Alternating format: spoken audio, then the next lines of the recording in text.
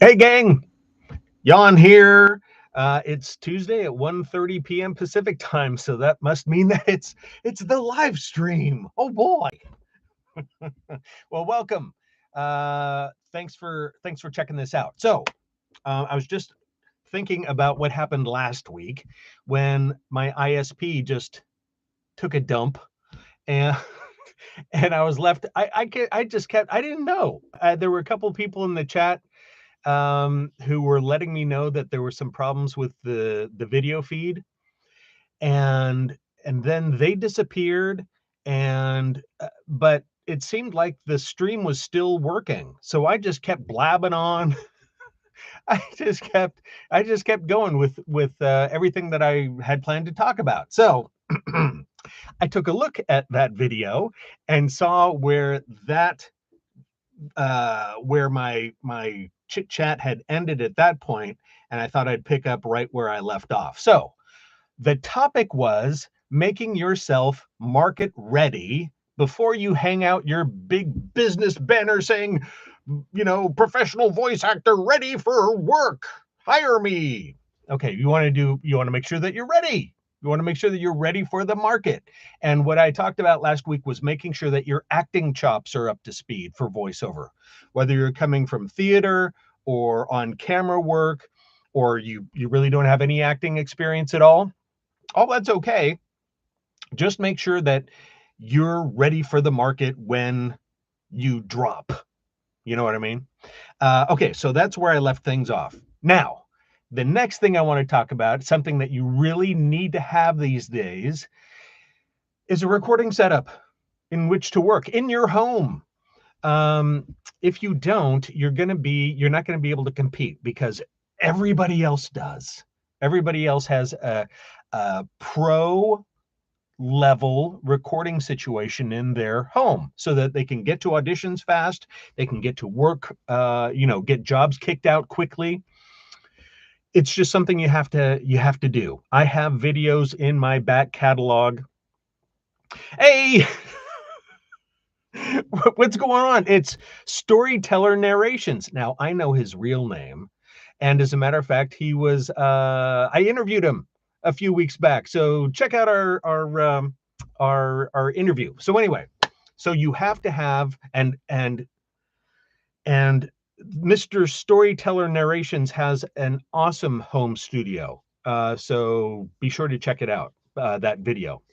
Okay, now, so this is something that you just have to have. There's no getting around it. You have to invest in this type of a situation in order to compete. Otherwise, you're going to be left in the dust. It's just one of those things you have to have.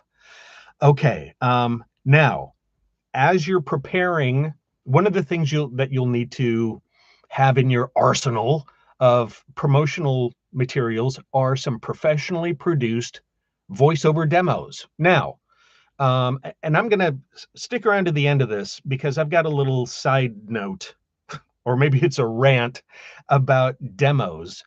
But anyway, professionally produced, and I say professionally produced because you want to work with somebody who knows what they're doing when you are preparing demos to send out to agents and to potential clients and things like that, because there's a certain expectation. People who have been around for a while can sniff out a homemade demo in half a second, and that's not a good first impression. Typically the expectations are high. Okay, so you want to make sure that you've got some really killer demos in your arsenal of things to show people. Okay, because that's what it's all about. It's your calling card. So make sure that you're putting your best foot forward when it comes to your demos. Okay, I mean that's how you show people what you've got. To give them a taste of your acting ability. It show your range. It's very important. Can't stress that enough. Okay. The next thing you have to have is a place to showcase those demos, and that is typically it's a website. It's a great looking website, very streamlined, very professional looking. You want it to look great, but it really doesn't have to be any longer than one page. You know, you don't have to go on and on talking about everything that goes on in your life. You want to talk about, you want to hit the high notes. You want to, if you're an established actor, you want to talk about what you've done, who you've worked for, who you've worked with. Sometimes it's helpful to, talk about your experience, even if there's really not a lot. You just want to be honest about where you are in your position, in your journey, in your career, so that people can get a sense of who you are. Don't, and this is another big thing, and I talk about this a lot. Don't try to bullshit people, because if you start talking a big game, but you obviously can't back it up, oh man, that's the kiss of death. You don't want to do that. You don't want to try to BS the wrong people, especially when when those other people have been around a while, because, word gets around. The voiceover industry, by and large, isn't that big, and word gets around, especially between talent agents and things like this. So just be honest, have some integrity. Don't try to BS people. Anyway, back to your website. You can totally build your own. There are, tools like Wix and others. I use WordPress, but I enlisted a website builder for mine, because I wanted to have a couple pages, excuse me, and I wanted to try to optimize my SEO and that kind of stuff that I just don't know how to do. And that is also hard, kind of getting back to why sometimes it's best to hire professionals to help you out. If you're not good at something, but you want to, put out a good first impression, hire somebody, invest in yourself by hiring somebody else to help you develop that, whatever it is, whether it's voiceover demos, whether it is a great looking website. You need a support structure. You need to know people who can help you get to where you need to go. It's very hard to do these things on your own. I've tried. I've made a whole bunch of mistakes along the way, trying to cut corners and save some money, and for pretty meager results, to be honest. But anyway, do as you will. These are just suggestions. Okay. One other thing about the demo, or not the demo, well, both the demo and the website. Make sure that you have a good embedded audio player so that your demos can be right there. They can be clicked on right on the home page if it's a multiple page website. People shouldn't have to hunt around to find your demos. It shouldn't even be under a drop-down menu. No, embed that sucker right there, right front and center. My demos, listen here, and then have your demos listed there. Now, it is important to say that, speaking of demos, it's best to have at least 2 solid demos in your collection. Typically, people will have a commercial demo, self-explanatory, showcasing themselves performing commercials, and also some type of a narration demo. Now, there's a little leeway here. You can go for things like, you can do educational material. You can do explainer video content, e-learning, documentary narration. There's a wide variety of different types of narration that you can include on that. I wouldn't go too crazy about, including a ton of different niches. What's really important is your range of performances. If one type of material is going to showcase one style better than another, well, then include another couple different styles or genres of narration to showcase those types of performances that you can do. Okay. Okay. So that is the importance of a home recording studio, demos, website, and now I want to talk about other things to run your business, because as I keep banging away, this is a business, and you've got to have a support network to run your business. For example, you're going to have to take care of all that boring stuff. And I say boring stuff because, it's not as exciting as performing, as recording, even editing. but you still need to do things like accounting. You've got to have bank accounts set up in your business name. You've got to choose a business entity and a business name. Are you going to have an LLC? Are you going to be a sole proprietor? Are you going to have some other form of business entity? I can't tell you which way to go on that. It's best to talk with, well, I enlisted the help of a CPA. Um, I have an S corporation. I started my S corporation back when I had another type of business. And would I choose that again now for this type of business? Probably not. But since I already had it, I've just included this business, and I have a couple other smaller business entities that I just have under the umbrella of my corporate entity. Um, I make it sound so important in my empire, but believe me, it ain't. It ain't that impressive. Uh, so, um, so these are things that you have to take into consideration. When I first went into business for myself, I chose to learn about business administration. So I went to the local community college and took a night course in small business startup. It was great. They had a textbook that you had to buy, and the teacher was very good, very knowledgeable. I knew at that point how over my head I was. I really didn't know anything about running a small business, but man, am I sure glad that I started to educate myself. So anyway, yeah, it's very important. Accounting software. I use QuickBooks. That's again, it might be more advanced than most people need as actors, but there are others. There's FreshBooks. There's a whole bunch of different ones that are very accessible and inexpensive. Yeah, business bank accounts. Uh, get a professional to help you out. A CPA, highly advisable. Fortunately, I married an accountant. She's not a CPA, but she's got a great head for this, and she helps me.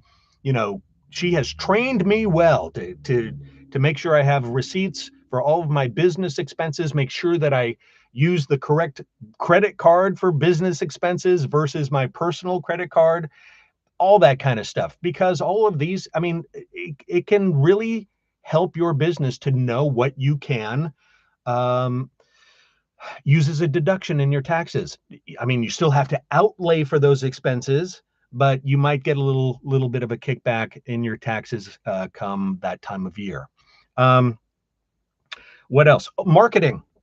Now, we've already talked about things like demos and websites, which are marketing materials, but you might have other things.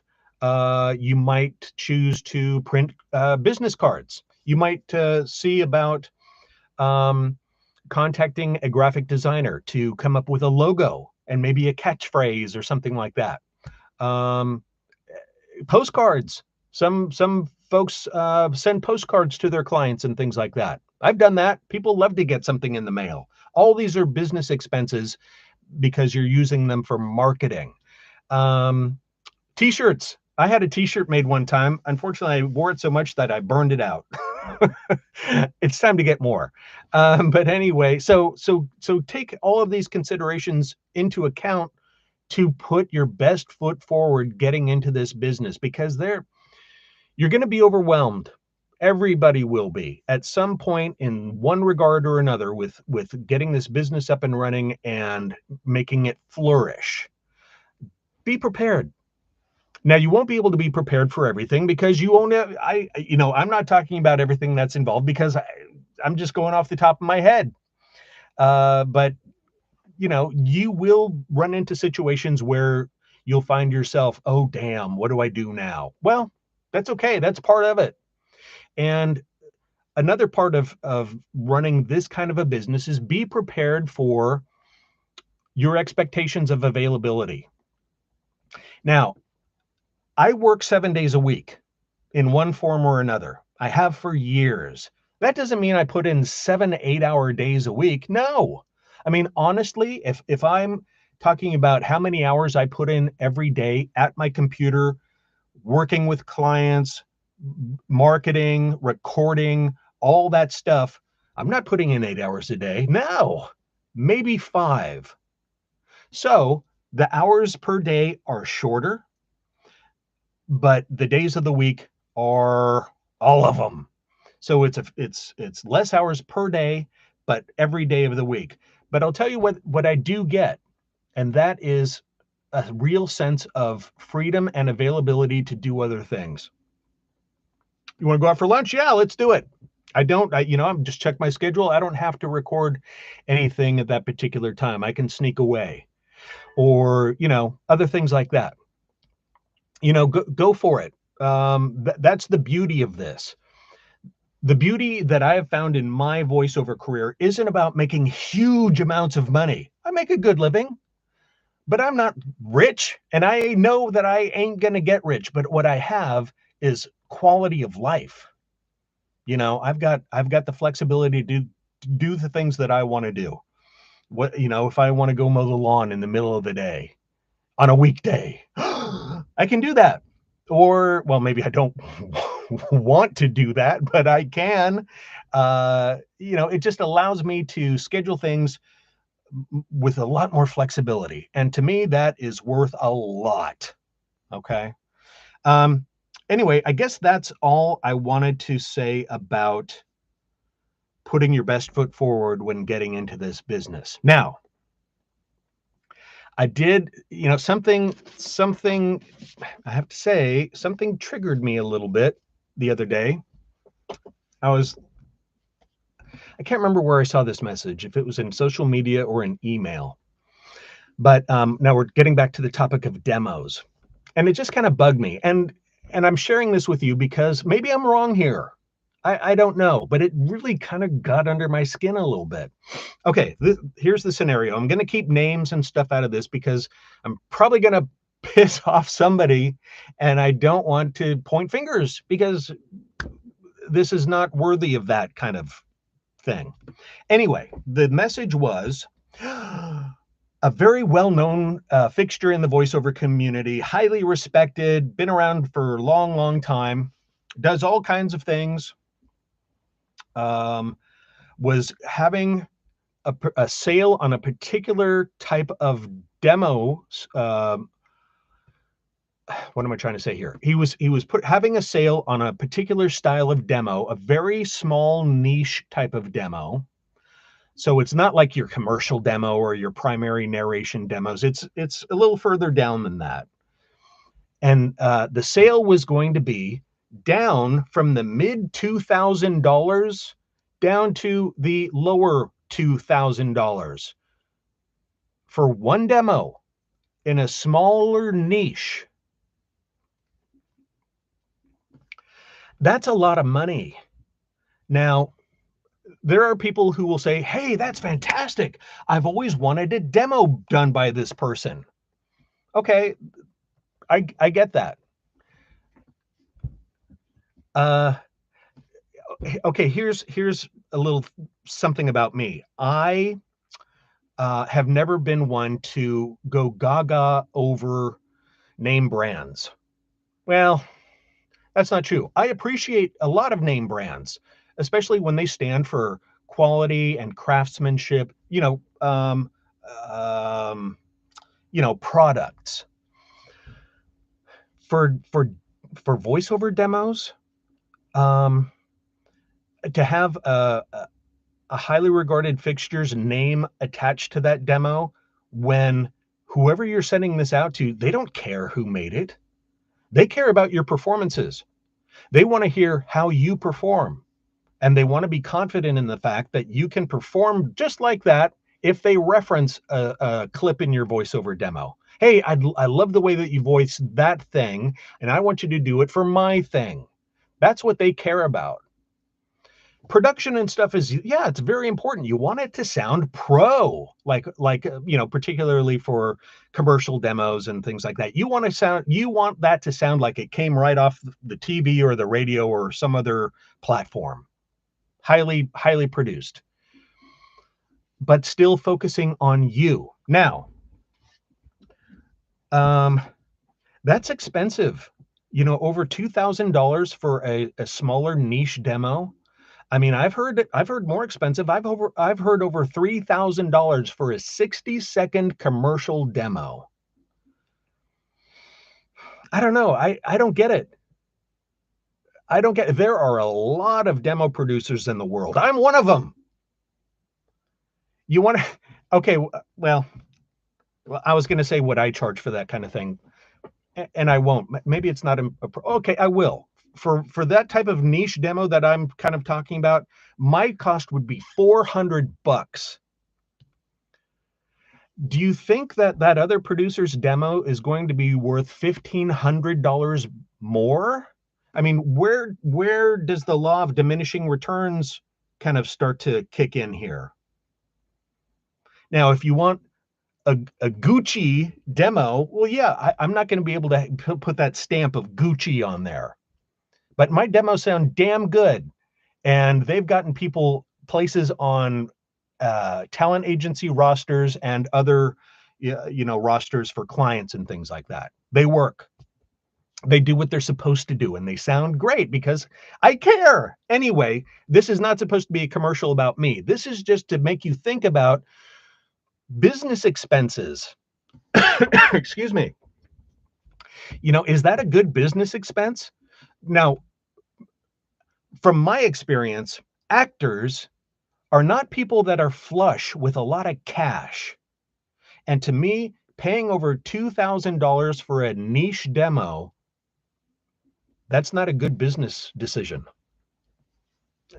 Maybe I'm being too conservative. I would not borrow money to do that. Now, maybe there are some people that are further up in the food chain of voiceovers that can easily afford that. But still, even if you can afford that, is that a wise decision? Just because a particular person has their name on that demo that ultimately won't be shared with, that name. I mean, it's not like it has a label. It's not like when you send it to a potential client, they're going to say, "Oh, this person produced that demo. That must mean that this actor is amazing and I have to hire them." No. Okay. I guess that's the end of my rant about demos. So anyway, it's just more to think about when it comes to putting your best foot forward when getting your business up and running. There are options. There are things that you should do on your own, like study and read and learn and get your chops and your knowledge about business administration together. And then there are things that you should probably leave to people who can help you do a better job than you could on your own. Just so that that's not to say that you couldn't get there on your own. It's to get you there faster. Those kind of things are a worthy business investment. So anyway, that's it. I see that there have been a couple people hanging out with me. I appreciate it. And if there are any questions, let me have them. Even if we come to the end of this live stream, you're welcome to add questions or comments or things like that. And I guess that's it for now. I hope you're doing well. I hope everything in your voiceover world is going great. And this kind of seems to fit in with my time schedule. Tuesdays at 1:30 p.m. Pacific time. I know it's kind of in the middle of the day for most people, but it's when I generally have time. So anyway, thanks again. And I will close it down for now. Hope to see you again. Take care.